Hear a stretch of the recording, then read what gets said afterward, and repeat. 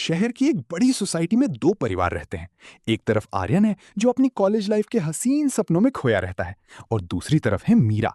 दोनों के बीच एक प्यारी सी लव स्टोरी चल रही है।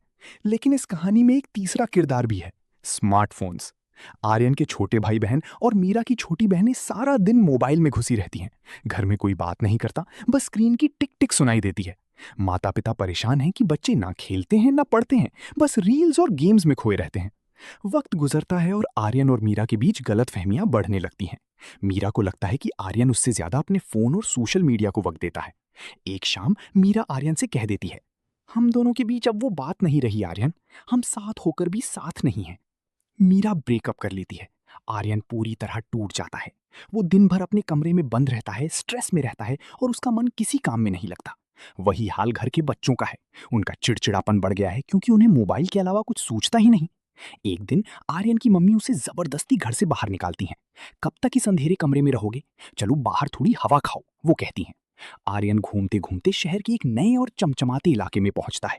वहां उसकी नजर एक बड़ी और बेहद खूबसूरत स्टोर पर पड़ती है। बोर्ड पर बड़े बड़े अक्षरों में लिखा है, crafted beauty henna, where art meets soul. Aryan store के अंदर कदम रखता है और हैरान रह जाता है। चारों तरफ सफेद रंग की सुंदर कृतियां, क्राफ्ट्स हैं। वहां व्हाइट सीमेंट से बनी हुई मिनिमलिस्ट वासीन, सुंदर कैंडल होल्डर्स और बच्चों के लिए छोटे छोटे प्यारे से 3D मॉडल्स रखे हैं। स्टोर का माहौल इतना शांत है कि आर्यन का स्ट्रेस जैसे पल भर में कम होने लगता है। वो देखता है कि वहां सिर्फ सजावट का सामान नहीं है, बल्कि DIY, do it yourself kits भी हैं। तभी वहां मीरा के माता पिता भी आते हैं। वो अपने बच्चों के लिए वहां से व्हाइट सीमेंट फिगर्स जो बच्चे खुद पेंट कर सकें, premium water colours and brushes, रंगों की एक नई दुनिया।